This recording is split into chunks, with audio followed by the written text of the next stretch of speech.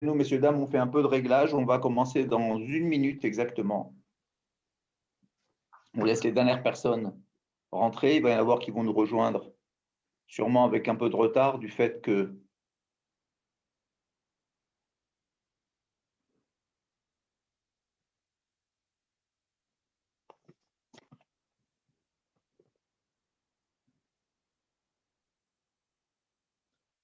Ok, bonsoir à tous. Il est 20 h à Jérusalem, 19 h en France. Un plaisir de vous retrouver d'habitude le jeudi et le dimanche, mais cette semaine exceptionnellement, une troisième fois dans la semaine. Nous aurons l'occasion de parler de notre conférence de demain tout à l'heure. Alors aujourd'hui, nous marquons d'habitude les fêtes du calendrier israélien, du calendrier juif traditionnel, religieux. Et cette année, nous allons aussi marquer, j'allais dire, une commémoration internationale, la commémoration de la journée internationale de la Shoah. Je crois que dans la mesure où nous sommes arrivés à faire passer cette loi à l'ONU et que le monde, un petit peu, même si c'est du bout des doigts, parle un peu plus de la Shoah en cette journée de la libération des camps de 1945, je crois que c'était une bonne occasion pour nous de pouvoir soulever le sujet un petit peu plus. Nous savons que c'est un sujet qui est délicat, c'est un sujet qui n'est pas assez traité, et j'espère que nous allons pouvoir commémorer de façon digne, d'abord en cette soirée de Tou Bishvat, qui est quelque part aussi la fête de la renaissance de la nature, j'allais dire en Israël, où on voit déjà les bourgeons fleurir, et on va vous en dire quelques mots tout à l'heure, et aussi cette commémoration qui est triste, mais qui fait partie de notre histoire. Voilà, donc vous êtes sur les directs de l'Organisation sioniste mondiale. Je m'appelle Avisana, avec mes collègues Yasmine Manaim à Paris, qui est organisatrice de ces programmes, et notre associé Aftali Lévy à Jérusalem. Nous vous proposons ce programme ce soir une fois de plus. Je vous rappelle juste en 2 mots les principes, bien que nous avons un auditoire qui est de plus en plus fidèle. Donc nous allons entendre tout à l'heure l'intervention de Meira Barer, qui est notre invitée ce soir, que je vais présenter dans quelques instants et qui va se présenter par la suite. Et ensuite, effectivement, vous pourrez poser des questions si vous en avez à travers le chat. Donc, vos micros resteront fermés et ce sera un dialogue entre nous et Meira, notre invitée. Voilà. Meira habite Jérusalem, je crois, 25 ans.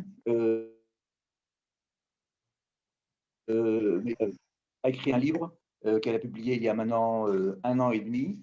D'ailleurs, c'était au mois de juillet, c'est peut-être pas un hasard, on va en parler tout à l'heure, en juillet 2019.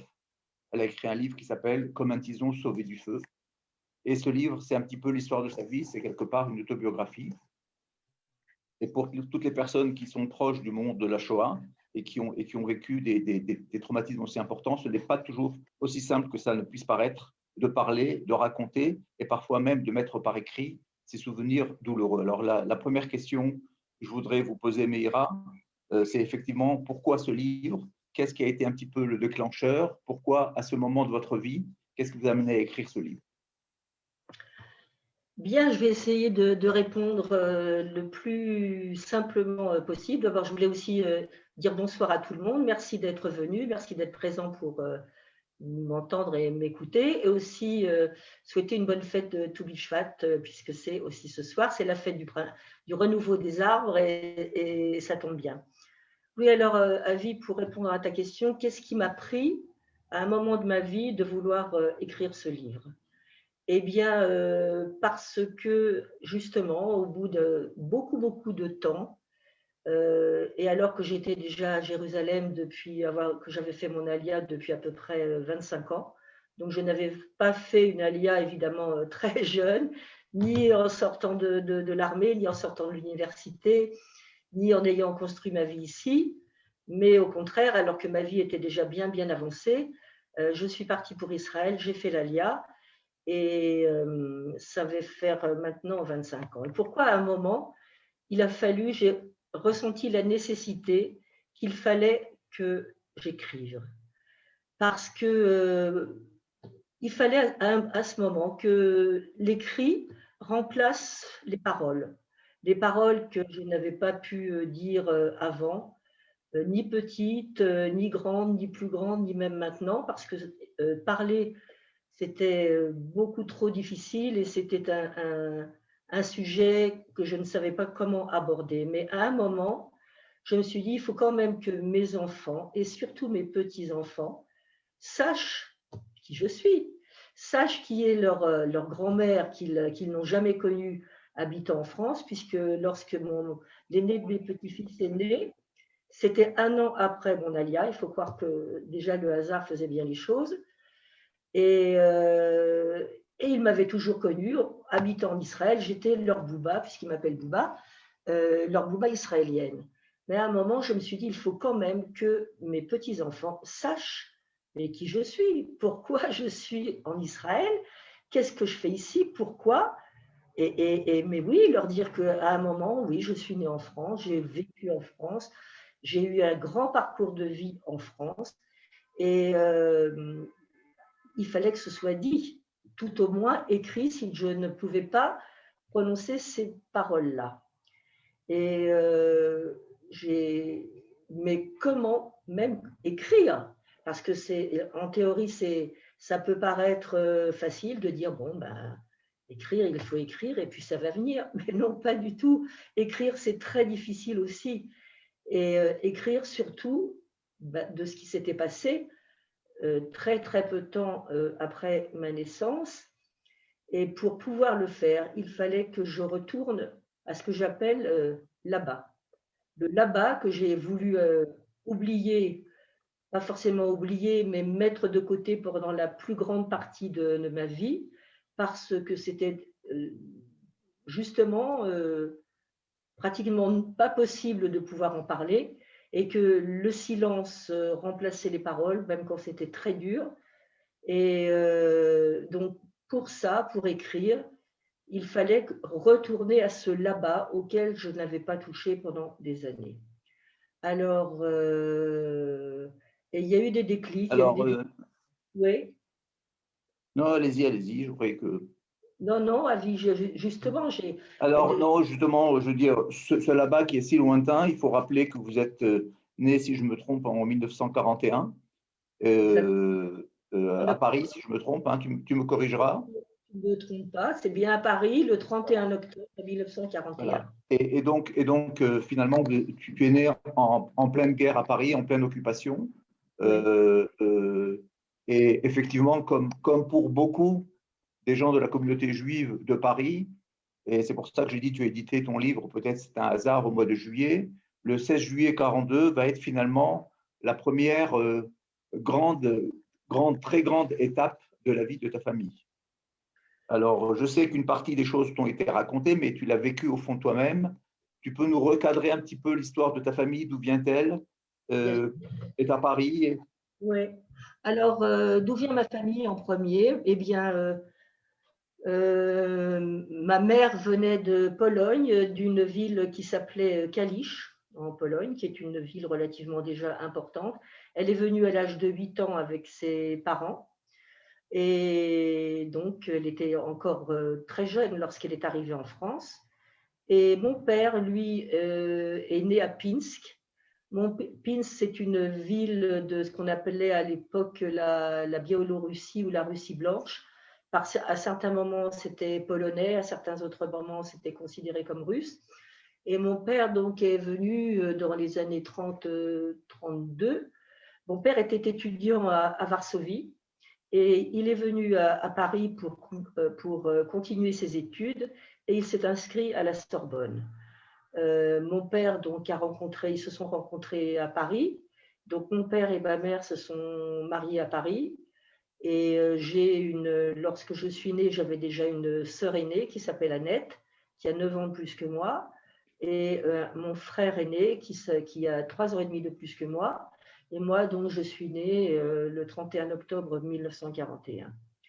Évidemment, ce que je vais vous raconter maintenant, je ne peux pas m'en rappeler, puisque c'est arrivé quand j'avais 9 mois et que je l'ai su beaucoup, beaucoup plus tard. Et je l'ai su non pas parce que ça m'a été raconté, mais parce que par bribes, j'entendais certaines choses et que ma sœur aînée, justement, excusez-moi, et que ma sœur aînée, elle, qui avait des souvenirs évidemment alors que je n'en avais pas, poser certaines questions à ma mère qui pouvait lui répondre, mais moi, je ne pouvais absolument pas poser de questions. Et ce que j'ai appris par la suite, je l'ai surtout appris de ma sœur Annette, mais beaucoup plus tard. Alors, de ce qui s'est passé ce 16 juillet 1942, donc je n'en ai pas évidemment de souvenir. Mais pour ceux qui sont déjà au courant, mais de toute manière, je vais le raconter, les Juifs qui avaient d'abord été recensés à Paris, il y avait une étape qui avait précédé ce 16 juillet, c'était ce fameux billet vert qui intimait aux familles juives de vouloir se recenser en venant au commissariat. Donc, les Juifs qui étaient évidemment voulaient être, ne pas déjà différer des instructions, on va dire, ou des consignes surtout, qui leur étaient données. Donc, se sont présentés au commissariat. Mon père a fait comme les autres et mon père donc est allé se faire recenser en donnant son nom, son prénom, le nom de son épouse, qui était donc ma mère, qui s'appelait Blanche et qui était polonaise. Son nom polonais, c'était Brana. Ma mère s'appelait Brana Schwarzbart. Et mon père est allé déclarer donc ses enfants, ma sœur, et puis mon frère. Moi, je n'existais pas encore. Et donc, ce qui s'est passé, que c'est le 16 juillet 1942, avant ce jour-là, des rumeurs ont couru sur une rafle possible, justement à Paris et dans la région parisienne. Donc, ces rumeurs qui couraient, elles n'étaient pas les premières, mais celles-ci semblaient beaucoup plus sérieuses. Mon père, lui, en a entendu parler et il a quitté la maison. On habitait à côté de la gare de l'Est, Faubourg Saint-Martin, pour ceux qui connaissent, au numéro 134. Donc, mon père est parti et il a laissé ma mère qui se trouvait là. Ah non, je vous ai dit que je n'existais pas encore pour le billet vert. Donc, il ne m'a pas déclaré pour le billet vert, il m'a déclaré. Mais j'étais là donc pour ce 16 juillet, puisque le temps avait passé. Et donc, mon père a quitté l'appartement en se disant, si jamais il y a une rafle, ils ne viendront pas, ils veulent les hommes, ils ne vont pas chercher des femmes avec des bébés, etc. Donc, mon père a quitté l'appartement. Mais il s'est trompé. Parce que cette rafle qui portait un nom de code, d'ailleurs, ça s'appelait Opération Vent Printanier, c'est un très joli nom pour désigner quelque chose de pas beau du tout. Et la police française est venue à la maison, et où j'étais seule avec ma mère, parce que ma sœur aînée, Annette, et mon frère étaient déjà cachés, eux, à la campagne. Ma mère les avait déjà placés à la campagne. Donc, j'étais seule avec ma mère. Donc, les policiers sont arrivés, ou les gendarmes, ou les policiers, je ne sais pas exactement. Je crois que c'est la police, je crois. Police, oui. Et c'est la police. Hein. Oui. Et donc, ils ont dit à ma mère qu'elle devait les suivre, et avec moi. Et donc, ma mère n'avait pas le choix, elle est partie avec eux. Et là, il y a un doute parce que les souvenirs de ma sœur commençaient à ne pas être très clairs. Au début, elle a dit que c'était au commissariat, mais après, elle a dit que c'était au Veldiv. Mais je pense qu'effectivement, c'était le Veldiv directement. Évidemment, le Veldiv, vous pouvez imaginer ce que c'était, c'est-à-dire des milliers de personnes qui étaient rassemblées là. Il faisait une chaleur épouvantable, une odeur pestilentielle, il n'y avait pas d'hygiène, il y avait des personnes âgées, il y avait des personnes handicapées, il y avait des femmes enceintes, il y avait des bébés, il y avait des enfants qui pleuraient. Et c'était terrible. Entre-temps, mon père, qui était rentré, a su par les voisins ce qui s'était passé. Ce qu'il a fait, il est allé à toute vitesse au commissariat, et du commissariat, il a été embarqué pour le Veldiv. Au Veldiv, il nous a retrouvés. Il a retrouvé donc ma mère et moi, et il a aussi retrouvé mes grands-parents maternels, qui avait aussi été raflé. Donc, il nous a retrouvés là-bas tous ensemble. Et moi, il paraît qu'à cette époque-là, j'étais déjà probablement ce que je suis devenue plus tard, c'est-à-dire que je pleurais et que surtout je criais énormément. Il y avait un gendarme qui se trouvait pas très loin de ma mère et qui l'a appelé et qui lui a dit, écoutez, votre fille, votre bébé a faim, elle a soif, vous allez descendre lui acheter du lait, et il lui a fait comprendre de parvenir. Et il s'est tourné vers mon père et il lui a dit, monsieur, vous n'accompagnez pas votre femme? Mon père, qui évidemment ne pouvait absolument pas se douter de ce qui allait se passer par la suite, a dit, mais je ne peux pas laisser mes beaux-parents sont, c'est-à-dire les parents de ma mère, qui étaient déjà pour l'époque des personnes âgées, des personnes affaiblies. Il a dit, je ne peux pas laisser mes beaux-parents, mais il ne pouvait pas se douter que ce qu'il attendait après, c'était ce qu'on appelait Pichipoy, le nom que les Juifs donnaient à cette destination dont on savait que c'était une destination dont on ne revenait pas, mais sans pouvoir dire en quoi elle consistait. Donc, il est resté donc, auprès de mes grands-parents. Ma mère est sortie avec moi et mon père, évidemment, a été déporté, ainsi que mes grands-parents, à Drancy. Et ensuite, je pense qu'ils sont allés d'abord à Beaune-la-Rolande, Drancy et ensuite Auschwitz. Donc, vous voyez là certains documents que j'ai donnés et qui expliquent les raisons officielles pour lesquelles mon père a été raflé. Il était en surnombre dans l'économie du pays. C'était ça la raison, la raison de la rafle de mon père et de mes grands-parents en surnombre. Pour ce qui est de ma mère et de moi, en fait, le policier qui a dit à ma mère de lui faire comprendre qu'elle pouvait partir, c'est qu'en plus, il était appuyé par la loi. Bien que malheureusement, cette loi n'ait pas été appliquée par le reste des gendarmes et des juifs, même qui auraient pu le savoir, la loi, à ce moment-là, disait que les femmes enceintes et les mères avec des enfants de moins de 2 ans ne devaient pas être raflées. Donc, je n'aurais pas dû de toute façon être raflée. Mais je sais que là, c'est vraiment la chance, parce que je sais aussi que beaucoup d'autres bébés et enfants qui n'avaient pas 2 ans ont été raflés, ont été déportés. Voilà donc ce qui s'est passé le 16 juillet 1942.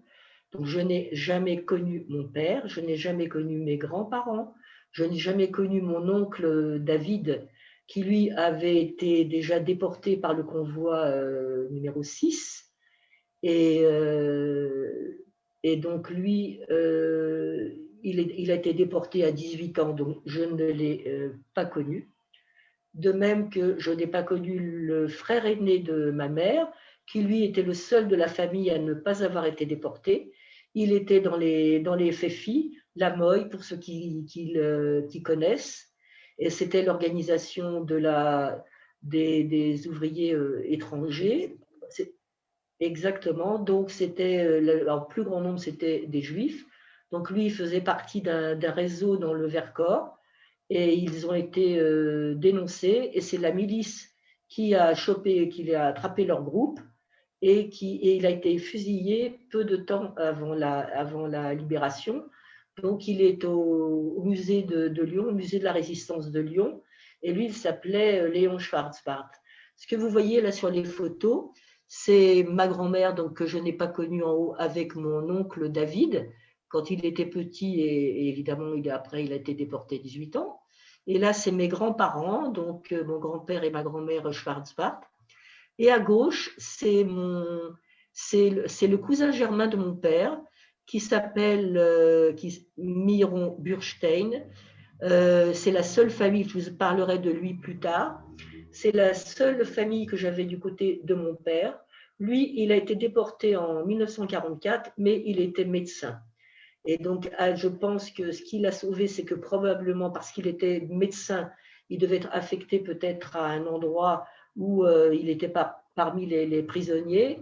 et ceux qui faisaient les travaux les plus durs, donc parce qu'il était utile, et que c'était en 1944 et donc que la fin de la guerre était proche. Voilà, ça c'est ce que je peux vous raconter sur ma naissance, ce qui a entouré ma naissance, la rafle du Veldiv, dont je n'ai absolument pas de souvenir, mais que j'ai su plus tard. Alors, finalement, Meïra, tu te retrouves, j'allais dire, à l'âge de 1 an, orpheline sans le savoir pour le moment, avec une partie de la famille qui a disparu. Comment se Oui. passe ta première enfance? On est encore en pleine guerre en France pour de nombreuses années. Oui. Alors, ce qui se passe, c'est que ma mère et moi, elle ne peut plus rentrer chez nous parce que les scellés ont été mises. Alors, elle va donc, la seule adresse où elle pouvait aller, puisque ses parents aussi avaient été raflés, elle ira chez un ami de ses frères, qui n'est pas juif, et qu'elle connaissait, et qui, lui, va lui ouvrir sa porte, chez qui elle va se réfugier. En attendant de pouvoir me cacher, et donc elle va essayer de trouver des familles de paysans à la campagne. Elle va en trouver une dont évidemment je n'ai pas de souvenir, mais que l'on m'a raconté quand j'étais encore bébé. Il paraît que cette famille voulait m'adopter. Donc ma mère, quand elle l'a su, ne m'a pas laissée chez eux. Et après, j'ai été placée dans différentes familles où je ne peux pas dire que j'ai été bien traitée. Et ça, je ne ferai pas, certainement pas obtenir la médaille des justes à ces familles-là. Mais j'ai quand même des souvenirs, vous voyez. Moi, il y a des personnes qui n'ont pas de souvenirs avant l'âge de 7 ou 8 ans. Et moi, j'ai quand même des souvenirs, c'est-à-dire mes souvenirs sont comme des flashs. Et par exemple, je me rappelais très bien que j'étais dans une ferme avec un petit garçon qui s'appelait Jean-Pierre. Lui non plus n'avait pas sa maman. On était tous les deux. Et je me rappelle qu'on jouait dans la cour de la ferme où il y avait des poules et où il y avait voilà, les chiens, les poules. Et on s'amusait à mettre des escargots dans nos culottes. Et ça, c'était bon, j'ai un souvenir comme ça. Malheureusement, j'ai d'autres souvenirs où la femme chez qui j'étais m'obligeait à manger. Je voulais absolument pas, certainement, refuser. Je refusais ce qu'elle me mettait dans mon assiette. Et elle m'obligeait à manger mon vomi dans mon assiette. Ça, c'est des flashs que j'ai. Certains autres flashs, c'est évidemment l'absence. C'est évidemment le ressenti que j'avais, c'est-à-dire la solitude, la peur, le froid, l'attente de ma mère que j'attendais tout le temps. Jean-Pierre, lui, avait sa mère qui venait le voir beaucoup plus souvent. Peut-être il n'était pas juif, je ne sais pas. Ma mère devait venir certainement quand elle le pouvait parce qu'il fallait qu'elle travaille pour payer ces gens chez qui j'étais. Ce n'était pas gratuit. Ce dont je me souviens aussi, justement, c'est que le soir, je me mettais à genoux et puis je priais Notre Père qui êtes aux cieux, que ce petit Jésus dont on me parlait, je disais au petit Jésus qu'il m'amène ma mère. Voilà. Et ça, c'est les souvenirs dont je me rappelle. Et des souvenirs de plus tard, c'est j'allais à l'école et c'était très très important l'école parce qu'on était dans des classes avec des divisions. Après c'était plus comme ça à Paris. Donc on était dans des classes avec des divisions où les petits étaient avec les plus grands. Donc je devais avoir peut-être 3 ans ou 3 ans et demi, quelque chose comme ça. Et la maîtresse apprenait la lecture aux plus grands et moi je regardais le tableau et j'adorais ça. Donc, ce qui fait que très, très tôt, j'ai su lire et que ça a été vraiment très, très, très important au cours de ma vie d'avoir su lire très, très tôt. Et donc, voilà, j'ai su lire très tôt. Et ce dont je me rappelle aussi, c'est que encore plus tard, on était tous rassemblés dans les rues du village et tout le monde attendait des camions, des grands camions verts. Et on nous disait que c'était des Américains et ils étaient très gentils parce qu'ils nous distribuaient des chewing-gums, des chocolats, des petits savons, et vraiment on les applaudissait, c'était des Américains et ils étaient très gentils. Voilà ce que je peux vous dire de mes souvenirs, de mes vrais souvenirs, ça c'est ce que je vous ai dit, et de mes non-souvenirs qui m'ont été racontés de mon enfance, de ma petite enfance. Et Combien sur ta de couverture? comment? Tu résumes ça en une phrase dans ta 4e de couverture. J'ai 4 ans, ma mère a perdu la capacité de m'aimer, mon père a disparu. Je crois que c'est un petit peu ce que tu nous as résumé dans ces 2 phrases, c'est que finalement, bien que ta mère ait survécu à la rafle, finalement, tu t'es retrouvé jusqu'à tes 4 ans, jusqu'à la fin de la guerre, quasiment seul. En tous les cas, je me sentais très seule, très, très seule. Mais justement, je vais vous dire quelque chose, malgré la solitude, malgré l'abandon, parce que j'étais un bébé, pour moi, j'étais un bébé abandonné, et malgré ces gens qui me maltraitaient, j'avais quand même j'avais un soutien. Et ça, je vais vous le dire, parce que pour un enfant, ça compte énormément. Mon soutien, c'était la niche du chien. J'ai toujours été, toute ma vie, j'ai toujours été très, très attachée aux animaux et surtout les chiens, parce que la niche du chien et le chien était le seul endroit où j'avais de la chaleur, où je pouvais me blottir, où je pouvais le caresser. Et le chien me le rendait bien, il était là, je pouvais me réchauffer auprès de lui. Et à cette époque-là, je me suis dit que, et plus tard d'ailleurs, pour avoir déjà vécu ça et l'après, je me suis dit que je devais être équipée, mais ça évidemment je me le suis dit plus tard, je n'avais pas de mots à ce moment-là, d'un kit de survie. Et c'est peut-être drôle pour les gens qui entendent ça maintenant, mais je me suis dit que je devais être équipée d'un kit de survie. Évidemment, je n'avais pas ces mots-là, mais je le sentais. Alors voilà, je veux rebondir sur ce que tu viens de dire, Avi, parce que ce dont tu viens de parler, c'est la fin de la guerre et mon retour dans ma famille à Paris. Donc à Paris, je retrouve donc ma mère, je retrouve ma sœur Annette, je retrouve mon frère Jacques, je retrouve quelqu'un que j'appelle papa, que je dois appeler papa, mais quelque part je sais qu'il n'est pas mon père. Et j'ai un petit frère qui s'appelle Papy. Et tous les deux, on appelle donc papa ce monsieur qui est à la maison. Lui, c'est son père, je le sais, mais moi, ce n'est pas mon père. Et voilà, donc ce que j'ai dit par rapport à ma mère, c'est que ma mère a envers moi quelque chose qui doit être terrible et que je comprendrai beaucoup, beaucoup plus tard, c'est que je dois représenter pour elle l'image du pourquoi elle n'est pas partie avec ses parents et avec mon père. Je pense que ma mère a porté une culpabilité terrible d'avoir survécu avec moi et quelque part j'en étais responsable. Ça, je me le suis expliqué beaucoup, beaucoup plus tard parce qu'évidemment, je n'avais pas les capacités à l'époque de comprendre pourquoi ma mère ne m'aimait pas. Ma mère me rejetait, ma mère ne me traitait pas comme ma sœur aînée et surtout comme mes frères. Ma mère aimait beaucoup mes frères, donc je me disais, ma mère doit aimer les garçons. Et elle m'en veut, je ne sais pas pourquoi, mais j'ai dû faire quelque chose. Mais en même temps, je ressentais évidemment le non-amour de ma mère, mais en tant qu'enfant, parce que les enfants sentent ça, je ressentais la souffrance terrible de ma mère. Elle la portait en elle. Je ne savais pas quelle en était l'origine, mais je savais que ma mère souffrait. Et j'aurais tellement, tellement voulu que ma mère m'aime, mais je savais aussi que que ma mère m'aime, il fallait que ma mère ne soit plus malheureuse. Et ça, je n'étais pas capable de lui enlever ce malheur. Alors, ce que vous voyez là sur les photos, justement, c'est ce qui a fait partie justement de mon kit de survie. C'est ce que vous voyez donc en 1947. C'est la commission de l'enfance, la commission centrale de l'enfance qu'on appelait la CCE.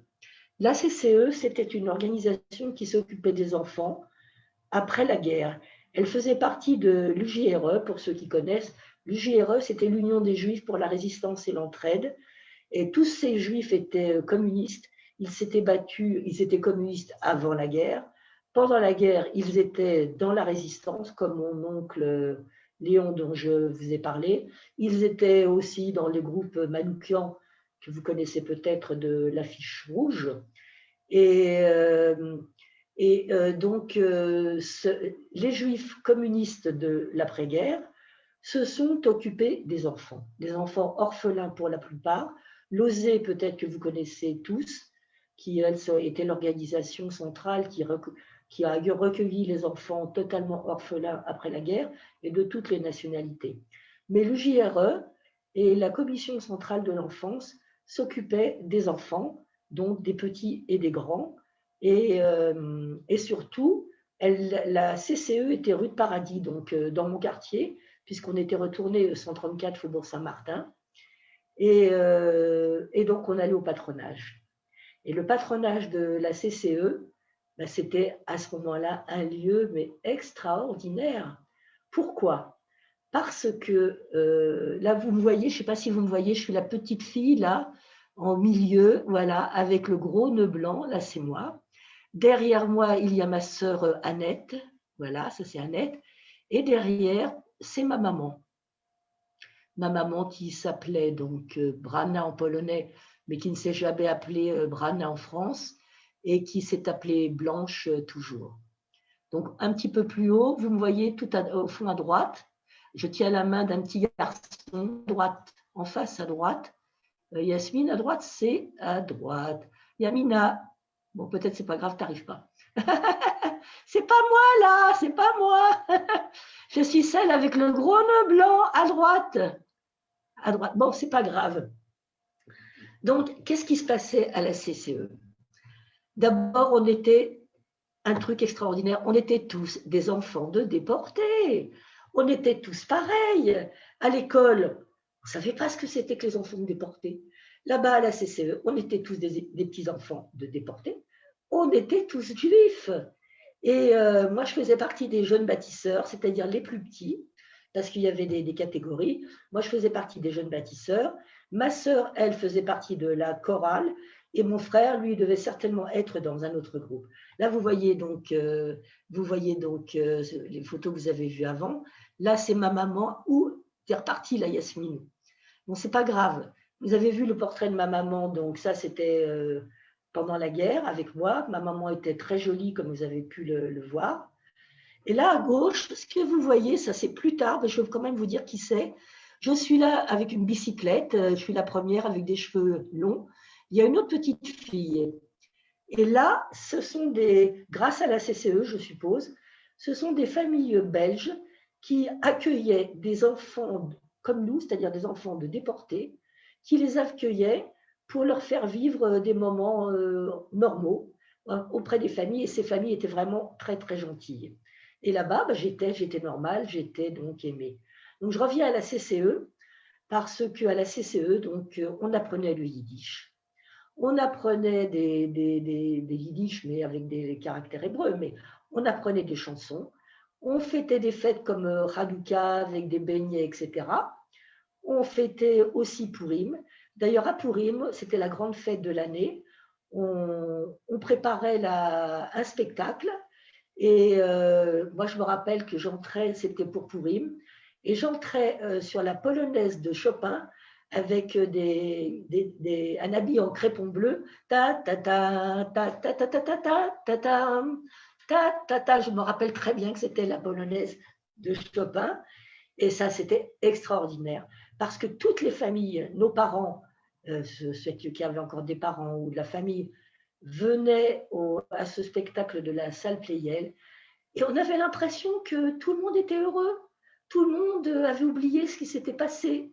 Et là, c'était vraiment des moments privilégiés. Par contre, je vais vous parler de quelque chose qu'évidemment à l'époque on ne savait pas et qu'on a réalisé bien plus tard après la guerre.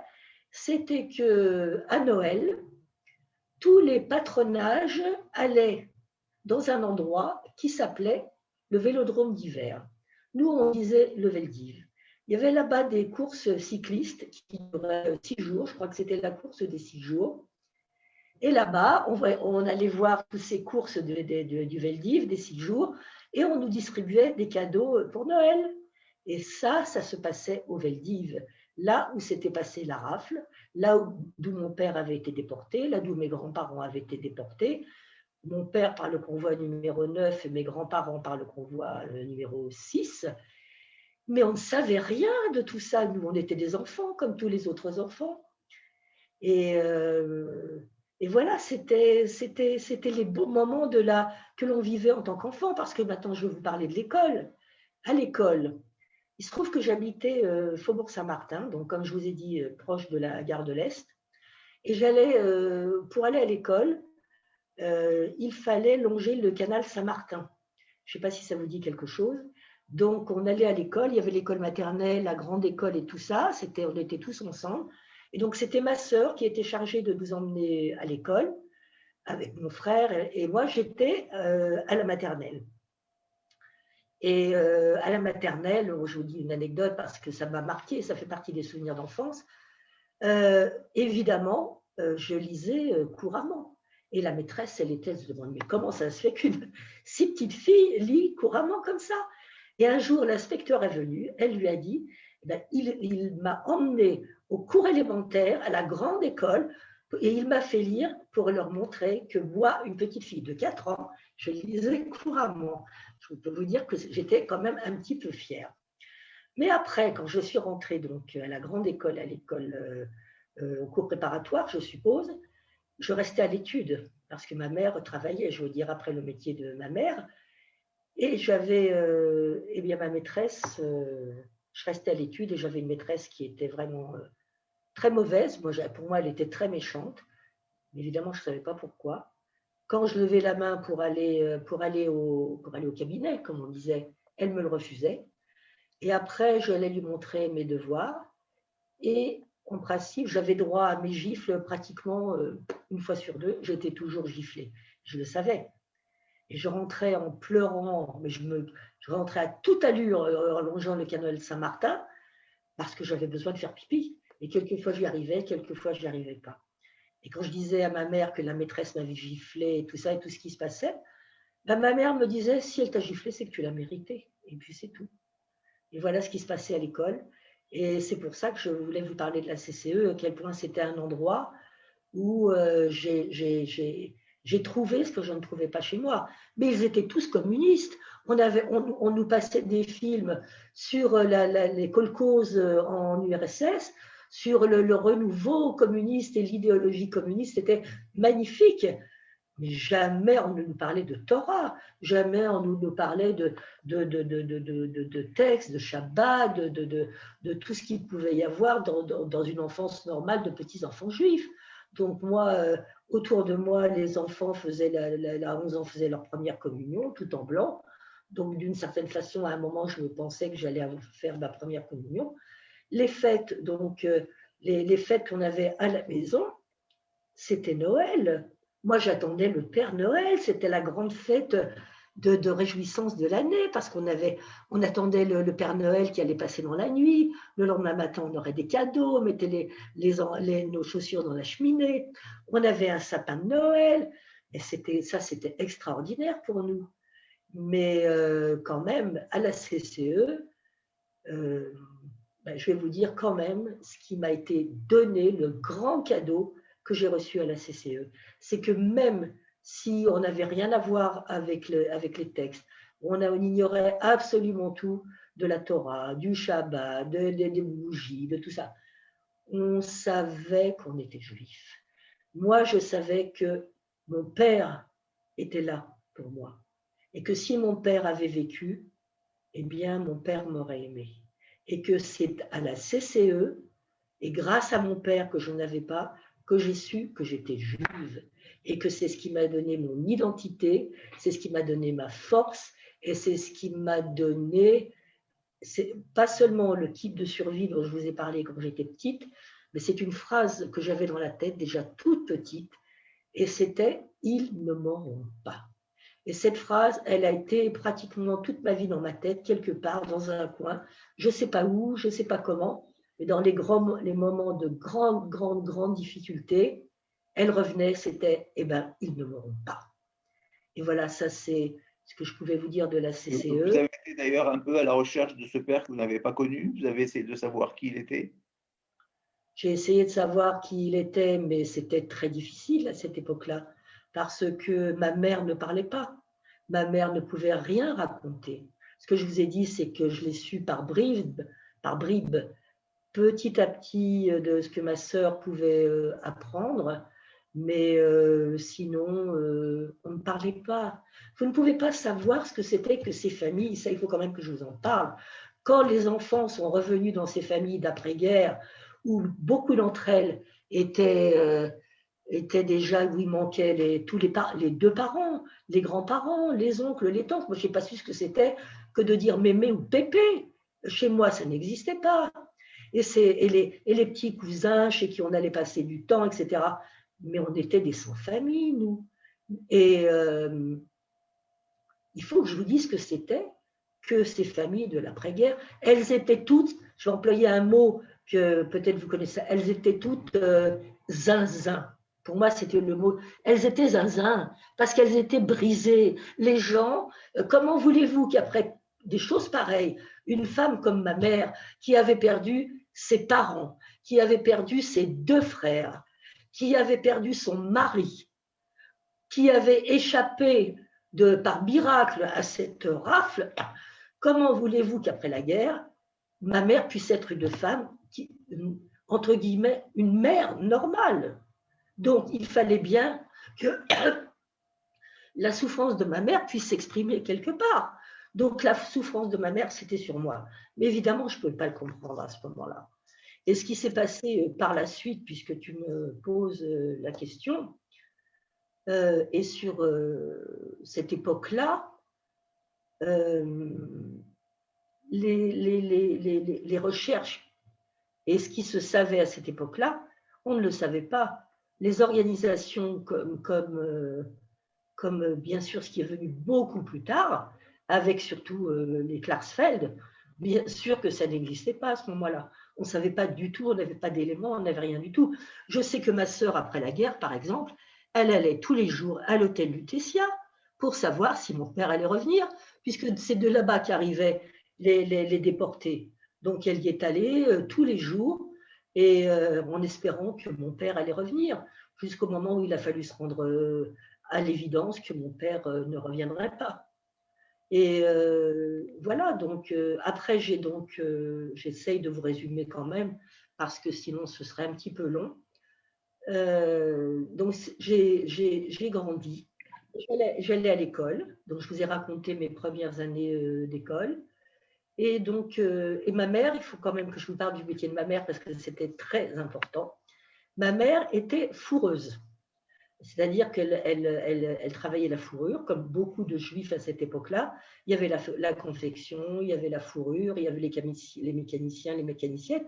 Et mon père, qui était un intellectuel, puisqu'il s'était inscrit à la Sorbonne, ça je l'ai su beaucoup plus tard, parce que j'ai eu son livret universitaire polonais beaucoup plus tard, et j'ai eu son livret universitaire de la Sorbonne, où j'ai vu absolument toutes les matières dans lesquelles il était inscrit. Peut-être que je ne vous l'ai pas fait parvenir parce que, je ne sais pas, plus tard, je peux vous envoyer des photos, mais je les ai. Donc, mon père était un grand intellectuel, il parlait 7 langues et il avait une licence de philosophie de l'université de Varsovie. Mais quand il est venu en France et qu'il a fallu travailler et qu'il a fallu nourrir une famille, il a appris la fourrure comme ma mère. Donc, moi, j'adorais ça parce que à la maison, on avait ce qu'on appelait un grand appartement où ma mère travaillait depuis la maison. Il y avait le grand atelier où elle travaillait toutes les fourrures, elle clouait, elle déclouait, il y avait le mécanicien, il y avait les pots, etc. Donc moi, j'ai vécu dans l'univers de la fourrure. J'adorais ça, me blottir dans les fourrures. Et ma mère, elle est livrée chez la personne chez qui elle travaillait, qui s'appelle Monsieur Herman. Elle lui livrait les manteaux qu'elle avait faits et elle était payée. Et quand elle revenait, qu'elle avait été payée, c'était 2 jours de joie. Parce que ma mère revenait avec des friandises, elle revenait avec des cadeaux pour mon petit frère, qui étaient des petites voitures Dinky Toys, pour ceux qui connaissent. Donc, c'était des jours de joie à la maison, la fourrure. Et ces moments-là. Et voilà, donc, mais, ma mère ne m'aimait toujours pas. Et une fois, j'ai été brûlée parce qu'en courant autour de la table, ma mère n'a pas pu m'éviter, elle m'a renversé une casserole d'eau bouillante sur moi. J'ai été ce qu'on appelle ébouillantée et évidemment, on m'a amenée en urgence à l'hôpital. J'étais couverte de cloques, on devait me faire des pansements. Et ma mère m'accompagnait à ce moment-là. Et à ce moment-là, je voyais que ma mère était malheureuse de ce qui m'était arrivé. Et quelque part, j'étais presque contente de ces brûlures parce que moi, j'étais avec ma mère et qu'à ce moment-là, elle était avec moi et puis qu'elle m'aimait. Alors, je vais grandir encore et je vais vous parler aussi de quelque chose. À un moment, donc j'étais déjà au cours complémentaire. À l'époque, c'était le cours complémentaire 2. C'était le moment où il y avait ce qu'on appelle une orientation. Et soit on était orienté vers l'examen d'entrée en sixième, qui allait conduire vers des études comment ça s'appelle, complémentaires, oui, puisqu'on avait le cours complémentaire, ou les enfants qui allaient se diriger vers ce qu'on appelait le certificat d'études pour apprendre un métier. Donc, à l'époque, ma mère avait l'intention de me faire rentrer dans ce truc-là, le certificat d'études pour apprendre un métier rapidement. Mais finalement, je pense que la maîtresse a dû lui demander de venir et elle lui a plutôt conseillé de me diriger vers l'examen, vers la sixième, et que pour ça, je devais passer un examen. Donc, finalement, j'ai passé l'examen d'entrée en sixième. Et évidemment, quand on a eu les résultats, je suis allée voir. Et comme j'étais dans les B, puisque je m'appelais Burstein, j'ai été parmi les premières à avoir le résultat et j'étais reçue. Donc, qu'est-ce que j'ai fait?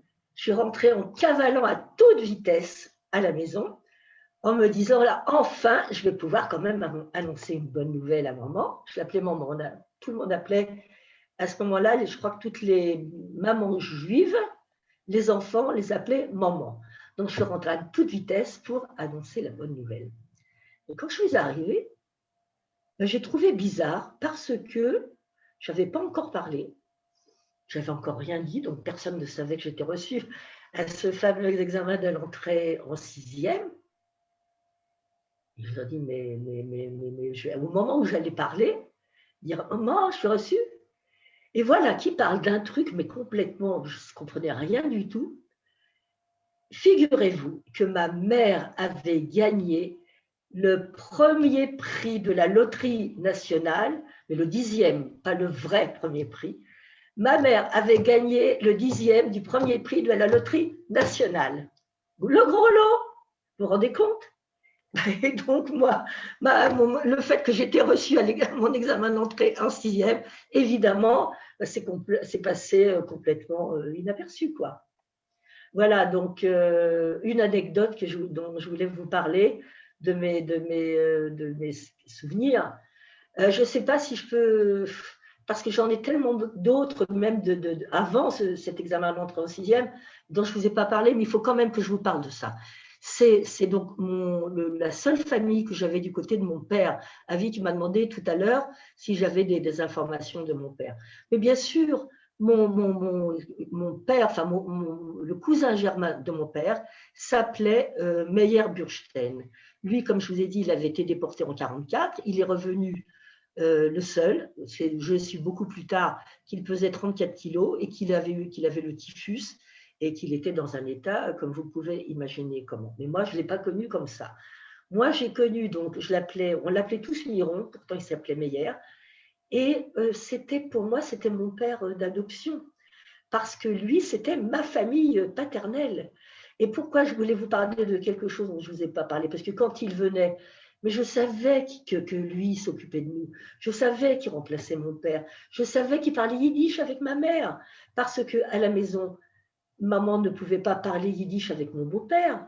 Mon beau-père ne parlait pas yiddish, évidemment, puisqu'il n'était pas juif. Et les seules personnes avec qui ma mère pouvait parler yiddish, c'était les gens qui venaient la voir à la maison, même s'ils n'étaient pas de ma famille, mais ma mère, ils s'étaient connus là-bas à Kalish. Ils avaient tous plus ou moins la même histoire. Et elle parlait yiddish avec eux. Et moi, je ne pouvais pas comprendre le yiddish à part quelques mots, Weizmir, et puis brachor, baron, je sais pas, des mots yiddish que je savais comme ça, abroch, Weizmir, des mots comme ça. Mais sinon, je ne pouvais pas comprendre le yiddish. Mais ma mère parlait yiddish avec eux. Elle parlait yiddish avec Miron.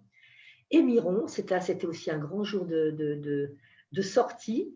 On allait voir Miron là où il travaillait, c'est-à-dire au Centre national de transfusion sanguine, rue Cabanel, parce que donc Miron était un grand chercheur du sang, spécialiste du sang. Et je vais peut-être envoyer les photos à Yasmine, elles sont dans mon livre. Si vous voulez, quelqu'un a les photos sous la main, il pourra les voir. Sinon, je vous montre parce que j'ai le livre. Et donc, mon cousin Miron était un grand chercheur justement sur tout ce qui concernait le sang au centre de transfusion sanguine. D'ailleurs, il y a même un test qui porte son nom, le test Burstein. Et on allait le voir, c'était la fête. Parce que moi, j'allais. Alors, il me donnait du papier blanc. Il était avec une blouse blanche, comme tous les docteurs là-bas. Ils étaient tous très gentils. Et j'allais voir, je fouillais dans ces tiroirs. Il y avait des trombones, il y avait du scotch, il y avait des papiers blancs, et il y avait des stylos. C'était des jours de fête, vous voyez. Et je savais que Miron, il était comme mon père presque, même si je savais qu'il n'était même pas le frère de mon père. Mais moi, je l'avais mis dans ma tête comme père d'adoption. C'est pourquoi je voulais vous parler de Miron avant de passer à l'âge où j'ai grandi. D'accord? Donc, je reviens à l'âge où donc, ma mère a gagné au loto.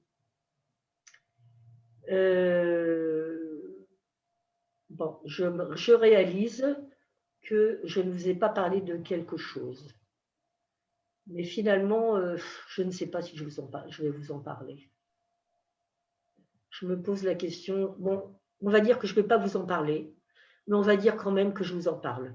Je vais vous dire que j'avais très très peur quand j'étais petite, très peur quand j'étais toute petite, j'avais très peur aussi après, parce que mon beau-père était très violent et que quelquefois il rentrait dans des colères terribles et qu'il était capable de renverser ce qu'il y avait sur la table avec toute la vaisselle qu'il y avait. Il était capable une fois, je me rappelle qu'il avait pris une hache et il avait cassé la glace de l'armoire. Et j'avais une peur terrible quand il rentrait dans ces colères-là. Et évidemment, ma mère ne pouvait pas faire quelque chose. Et mon beau-père, il faut quand même que je vous dise qu'il venait du Nord, il venait de ce qu'on appelait les ch'tis, et que dans le Nord, les gens travaillaient très dur. Et dès la petite enfance, j'ai su beaucoup plus tard qu'on mettait dans les biberons des bébés, on leur mettrait comment ça s'appelle cet alcool du Nord? Je ne me souviens pas, là j'ai un trou. Parce que s'il fallait donner du courage aux mineurs et tout ça, donc dès l'enfance, on donnait de la force aux enfants et aux bébés en leur mettant cet alcool dans les biberons. Du picon. Quoi? Du picon, Meïra. Du picon. Non, c'est pas ça. Non, c'est pas du picon. C'est un autre truc. C'est beaucoup plus ancien que ça. Non, c'est autre chose. Et donc mon beau-père, donc cette violence, à mon avis, devait venir de ça. Et mon beau-père avait un frère qui était très gentil, lui, mais par exemple, il était sourd et muet. Je pense que c'est l'alcool qu'on donnait aux enfants très tôt qui faisait ça. Donc j'avais très peur des crises de violence de mon beau-père et j'avais très très très peur du noir à cette époque-là. Et j'ai eu une peur du noir qui a duré très longtemps.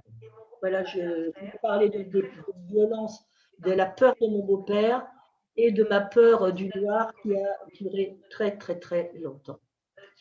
Voilà ce que je pouvais vous dire. Il y a quelqu'un qui parle, je crois. Ah, mais c'est moi, on entend moi en écho là. Comment ça se fait? Avi, on entend en écho là. Là, je demande à la technique. Je m'entends en écho. Est-ce que vous m'entendez? Ah, ok, j'ai plus d'écho là. Écho, t'es parti. donc, voilà. Maintenant, je vais passer à la seconde partie, après que ma mère ait gagné au loto. Avic, tu sais que de temps en temps, tu dois me briefer sur l'heure, parce que je n'ai strictement aucune notion. Alors, voilà, c'est comme tu le sens. Hein. Quoi? Je t'entends pas. Avis, je ne t'entends pas. Est-ce que vous m'entendez maintenant? Ah oui, maintenant je t'entends. Voilà, voilà, on pourra consacrer que quelques minutes à ton adolescence, si tu veux bien, et passer à la dernière partie qui est un petit peu ton départ en Israël, ta prise de conscience sioniste quelque part, et laisser D'accord. un Alors, peu ton question. Donc, on va faire ça dans les 10 minutes. Je vais essayer de passer tôt sur l'adolescence. Je vais essayer de passer très tôt sur l'adolescence, excusez le téléphone. Après que ma mère ait gagné au loto, ma mère a fini avec la fourrure. Mon beau-père était boulanger. Donc, avec l'argent, ils ont acheté une boulangerie et c'était à Montmartre. Et à Montmartre, donc, ils ont acheté une boulangerie. Et il se trouve que c'était très difficile de travailler à la boulangerie. Le métier de boulanger était très, très dur. Ma mère avait donc une bonne pour l'aider pour quand elle tenait la boulangerie. Mais à un moment, elle ne pouvait plus tenir seule. Donc, j'étais en 5e, j'allais rentrer en quatrième. Ils avaient acheté une première boutique dans le Marais, rue de Sévigné, au coin de la rue Elzévir, pour ceux qui connaissent. Là, j'allais au cours complémentaire. Ensuite, ils ont changé. On est allé à Montmartre, sur la Butte. Et là, ils ont acheté une autre boulangerie sur la Butte. Et j'étais déjà en 5e et j'attendais la rentrée pour passer en 4e. Et un jour, ma mère m'a appelée en me disant qu'elle voulait me parler. Alors là, j'étais très étonnée parce que c'était très rare que ma mère veuille me parler de cette façon-là. Et mon beau-père est arrivé aussi à ce moment-là. Et il m'a dit, voilà, ta mère est très fatiguée, elle ne peut plus rester seule à la boutique, on n'a pas les moyens de prendre une vendeuse, bon, donc tu ne retourneras pas à l'école à la rentrée et tu vas travailler à la boutique avec ta mère. C'est ce qui s'est passé. Donc, j'ai arrêté d'aller à l'école, alors que j'avais déjà dans la tête des projets de vouloir être journaliste ou quelque chose comme ça. Donc, évidemment, bye bye à tout ça. Donc, je suis devenue boulangère à Montmartre. Et surtout, j'avais quand même une chose qui était très importante pour moi, c'était qu'on livrait tous les cabarets de la place du Tertre en pain. Donc, j'étais la porteuse de pain. Et je me tapais les escaliers de la Butte plusieurs fois par jour. Mais ça m'a bien fait bien travailler les mollets, on va dire. Et je livrais tous les cabarets de la place du Tertre. Les peintres me connaissaient. Je passais avec ma corbeille de pain et les touristes qui étaient allés, mais c'est bizarre, qu'est-ce qu'elle fait? Et les peintres lui répondaient, mais c'est la porteuse de pain. Parce qu'il y avait un film qui était sorti sur la porteuse de pain. Donc, j'avais déjà, si vous voulez. Et donc, je rencontrais les serveurs, les patrons des cabarets, je discutais avec eux. Ils me donnaient des pourboires parce qu'évidemment, je n'avais rien comme salaire à la boulangerie. Et c'était d'abord, je peux quand même un petit peu à vie vous parler d'une anecdote, c'est que Patachou, à ce moment-là, a ouvert son cabaret et que tous les chanteurs, elle a fait démarrer énormément de chanteurs qui sont devenus très célèbres après, dont Aznavour et d'autres, qui avaient même la complainte de la Butte, et elle coupait les cravates des clients qui rentraient dans le cabaret de Patachou. Donc voilà, ça c'est ce que je peux vous dire sur toutes mes années d'adolescence, jusqu'à ce qu'à un moment, parce que c'était l'enfer pour moi, ce que j'appelais l'enfer de la boulangerie, et je n'avais qu'une seule idée en tête, c'était de m'enfuir, de trouver un moyen, parce que évidemment je n'avais pas d'argent, et je n'avais pas fait d'études, et pour moi la seule ouverture que je pouvais voir, c'était l'anglais. Et à ce moment-là, les jeunes filles de mon âge, évidemment surtout les juives, elles ne quittaient pas papa, maman. Ce qu'on leur voulait, c'était un avenir de rencontrer un bon juif, un bon mari avec qui elles se marieraient, ils auraient des enfants, ils seraient grands-parents, etc. Mais moi, je ne voulais pas du tout de ça. Moi, ce que je voulais, c'était me tirer de la boulangerie et je voulais apprendre l'anglais. Donc, il y avait, moi, je lisais énormément. Et bien, c'était le début des magazines féminins, dont Elle et Marie-Claire, déjà très engagées. Et grâce à Marie-Claire, ils ont parlé d'une organisation qui s'appelait Amitié Internationale et qui cherchait qui mettait des jeunes filles au pair en Angleterre. Donc, grâce à eux, j'ai rencontré j'ai été adoptée par une famille au pair grâce à Amitié Internationale. Et je suis partie comme jeune fille au pair en Angleterre, à Londres. Et ça a été ma nouvelle vie, c'est-à-dire j'ai quitté la France, je suis devenue une jeune fille juive en Angleterre, normale, avec d'autres jeunes filles au pair. Et ça, c'était le début de la liberté. Et cette famille était juive, comme pratiquement toutes les familles qui prenaient des jeunes filles au pair. J'ai appris ce que c'était que manger cachère, j'ai appris ce que c'était d'allumer les bougies de Shabbat, j'ai appris ce que c'était la choule et les fêtes, Yom Kippour, Rosh Hashanah, où toutes les femmes se rencontraient avec des habits magnifiques. Et voilà, c'était mes débuts dans savoir ce que c'était qu'être juive dans une famille juive. Voilà, est-ce que c'est assez court pour toi, David ?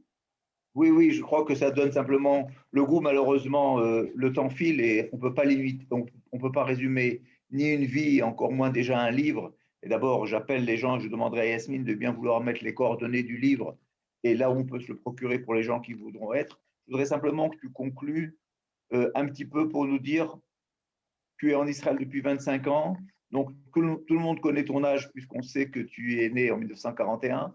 Donc tu as passé l'essentiel de ta vie d'adulte. Je suis presque une vieillarde. J'ai du mal à le croire. Non, c'est pas ce que je veux dire. Donc, je veux dire, qu'est-ce qui fait qu'une personne, après 50 ans, avec le vécu que tu as, décide un jour de se retrouver en Israël? Donc, si je veux nous parler de 1990, 91, qui est un peu une date charnière, en quelques phrases, avant de conclure. D'accord. Alors, la date charnière, tu as raison, c'est la première guerre du Golfe. Et à cette époque-là, moi, je chinais beaucoup dans le quartier de Saint-Paul parce qu'il se trouve que je ne vous en ai pas parlé, mais j'étais antiquaire opus à Saint-Ouen, je chinais beaucoup. À Saint-Paul, il y avait beaucoup de brocanteurs, si vous voulez. Et il y avait beaucoup de librairies juives. Et il y avait beaucoup d'affiches dans le quartier. Et quand on parlait déjà beaucoup de Saddam Hussein, etc., il y avait des affiches du Rabbi de Lubavitch dans le quartier que je ne connaissais pas du tout, mais il y avait surtout des librairies. Et on parlait beaucoup de ce qui allait se produire, c'est-à-dire une guerre qui allait se produire. Et il y avait une organisation qui mettait des affiches partout, qui s'appelait Sar-El, et qui cherchait des volontaires pour Israël. La guerre du Golfe a éclaté, c'était au mois de janvier. Je me suis inscrite, je me suis engagée pour partir en Israël parce que je ne pouvais pas supporter les images. Exactement 30 ans comme aujourd'hui, quasiment. Absolument. Et les images à la télévision, dans les concerts, et je voyais les spectateurs et le chef d'orchestre, je crois que c'était Bernstein. Non, c'était pas Ivry Guitry, c'était Leonard Bernstein, je crois. Ils sortaient tous des masques à gaz et ils se les mettaient sur la figure. Mais ça, c'était insupportable pour moi. Ça me rappelait tellement de choses terribles. Donc, il fallait que je fasse quelque chose. Je ne pouvais pas rester à ne rien faire pendant cette guerre. Je me suis engagée. Je ne suis pas partie en janvier parce que j'avais quand même une boutique. J'étais avec mon mari, on travaillait ensemble à la boutique. Donc, je suis partie quand j'ai pu partir et je suis arrivée. Et figurez-vous que je suis arrivée quand? Le jour de Pourim. Et la guerre s'est arrêtée. Incroyable. Mais j'étais dans une base militaire. Là, vous me voyez, là, je travaille. On portait des tuyaux énormes parce qu'il y avait des camions qui revenaient avec du sable. Et j'étais l'équipe, la seule qui faisait équipe avec des hommes parce que j'étais très, très forte. On déchargeait les camions, on déchargeait les tuyaux et on passait notre temps à nettoyer les tuyaux. Et à la fin de ce que vous voyez là, les tuyaux, ils arrivaient jusqu'au plafond. Là, vous me voyez avec mon unité, avec des soldats. Je suis avec eux. Et là aussi avec des soldats. Ces années-là ont été pour moi des années comme si j'étais une pionnière qui avait fait partie de la construction d'Israël que je n'avais pas faite. Et là, c'était d'une certaine façon pour moi, une façon de me réparer de ce que j'avais vécu, quand je n'avais pas été en Israël. Et il s'est passé quelque chose, c'est quand j'ai fait ce volontariat à Sarel dans une base, c'est que, entre autres, c'était pas la première fois que je venais en Israël, j'étais venue en touriste, mais il ne s'est pas passé ce qui se passait pour moi là-bas. Un jour, avec Sarel, on est allé au Kotel. Et au Kotel, alors que j'étais absolument pas religieuse, je ne connaissais aucune prière, rien du tout. Mais quand même, là, j'ai senti qu'il se passait quelque chose, je vous dirais, j'ai toujours appelé ça quelque chose de mystique. Je me suis adressée à celui avec qui je n'avais jamais parlé jusque-là. Pour moi, il n'était que silence. Pour moi, le silence, comme a dit André Neher, du silence d'Auschwitz au silence de la parole. Et là, je me suis adressée à lui et je lui ai dit, avec mes mots, un jour, j'espère que je vivrai à Jérusalem, que j'habiterai à Jérusalem, que je pourrai étudier à Jérusalem et que je serai étudiante à Jérusalem. Eh bien ça, croyez-le si vous le voulez ou pas, 5 ans après, j'ai fait mon alia.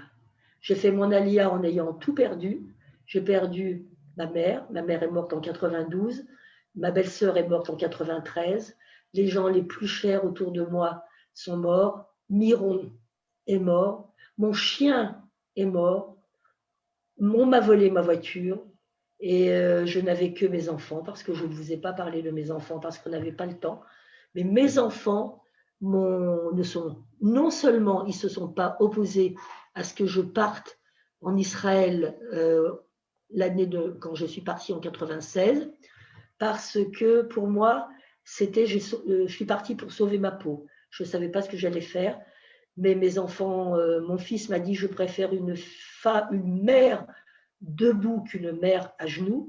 Ils m'ont tous accompagnée à l'aéroport, y compris mon mari, parce que sinon, je sentais que j'allais sombrer dans la dépression, comme ma mère, qui est partie dans une dépression bourrée de cachets qui l'ont tuée. Nous, on mettait tout ça sur le compte de la dépression.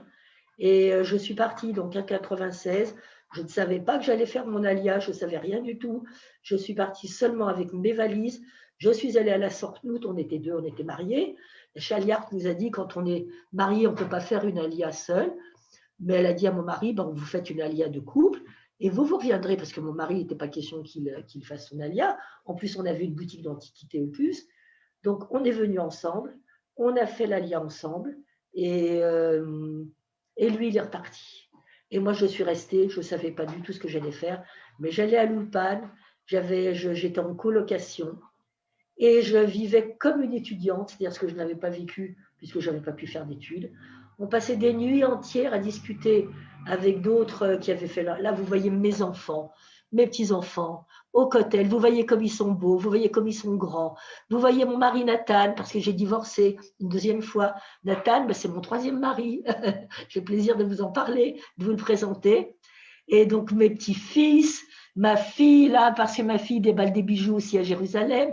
Là, on est au Kotel. Mes deux petits-fils qui sont au mémorial de la Shoah avec moi pour le jour de la Shoah à Paris, qui n'est pas aujourd'hui, comme vous le savez. Et pour la première fois, je crois que c'était l'année dernière, pour le forum intergénérationnel, j'étais à Paris puisque j'étais venue spécialement. Pour la première fois, j'ai été allumer des bougies au mémorial de la Shoah. Et là, vous voyez les affiches du mémorial. Et là, on est avec mes enfants et mes petits-enfants à Drancy, ma fille au milieu, dans les wagons, comme ceux de mon père, qui les a emportés. Et là, à côté, vous voyez la photo de mon père, celle que j'avais avec moi quand j'étais petite, et c'était celle qui me donnait du courage. Et là est inscrit tout ce qui s'est passé.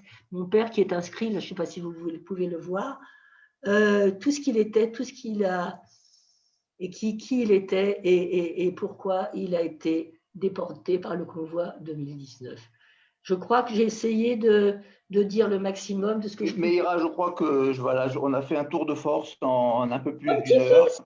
La bar mitzvah de mon petit-fils avant le Covid, on est rentré de toute urgence à Paris, on a pris le dernier avion de Transavia, mais j'étais là pour la bar mitzvah de mon petit-fils, et vous pouvez voir mon fils et mes deux grands petits-fils avec les talites, mon petit-fils avec les teilim les téphilim pour la première fois, vous voyez, comme le chemin que j'ai pu faire pendant ces quelques années où je suis passée de l'âge de, bon, on n'en parle même pas, de 1941. Et je vais vous dire, l'âge, il est dans la tête, l'âge chronologique.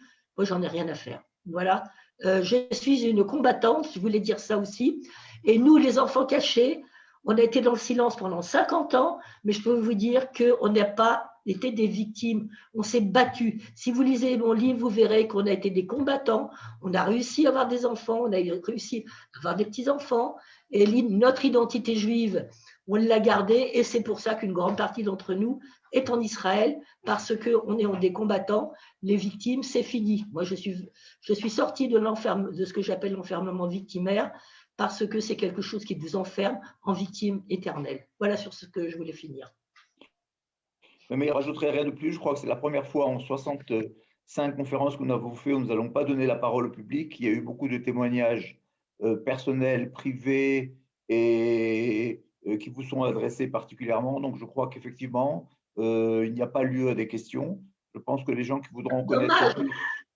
Non, il y a plein de questions, mais je crois que c'est bien de terminer sur ton récit, sur ton émotion, sur ton histoire, sur ton vécu. Je crois que c'est ça qui est l'essentiel en cette journée de la mémoire, cette journée de la commémoration internationale de la Shoah. Je crois qu'on a très bien fait, c'est une très bonne initiative. On a eu énormément de personnes qui nous ont suivis. Donc, je te propose de regarder le chat à titre personnel et pouvoir éventuellement répondre et en tout cas voir un petit peu les messages qui t'ont été transmis. Voilà, je crois qu'on a effectivement reçu une belle leçon de courage, une belle leçon juive.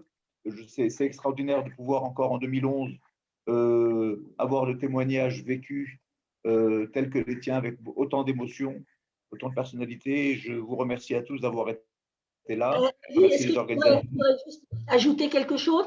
Est-ce qu'on peut terminer sur la couverture de mon livre et avec l'amandier, parce que mon amandier, là, il est extraordinaire, c'est le plus bel amandier du quartier. On est tous bifchvat. Et si vous lisez mon livre, vous saurez à quel point mon amandier a une importance extraordinaire dans mon histoire et comment il a été présent dans tous les grands moments de ma vie. Le voilà, et je suis sûre que ce soir est encore un grand moment, et mon amandier est avec moi, et si on était le jour, je vous aurais sorti mon téléphone pour que vous puissiez le voir tellement il est beau. Merci beaucoup. Toda Rabba, Toda Meira, Toda à tous. Bonne soirée. Bonne fête de Toubishvat à tout le monde, et merci à tous d'avoir été là. Et pour ceux qui veulent nous suivre, nous serons là demain soir à la même heure, 19h heure de Paris, pour une autre conférence sur un autre thème. Vous allez recevoir des invitations tout au long de la journée de demain. Surtout, le bon livre est vendu à la FNAC, dans toutes les librairies en France, sur Amazon, partout, on peut le commander, et en Israël, on peut aussi le trouver. Voilà, c'était bien, c'était la dernière question qui nous a été posée. Merci beaucoup. Voilà. Auprès de moi. Hein? On peut le trouver auprès de moi. Et auprès de moi aussi, mais je suis à Jérusalem, on est confiné. Alors, c'est pas facile. Erev Tov, Toda Rabba. Erev Tov, ton fils vient de parler. Erev Tov. Merci, bye, à demain. Au revoir. Sandrine. Ah, c'est Sandrine à côté.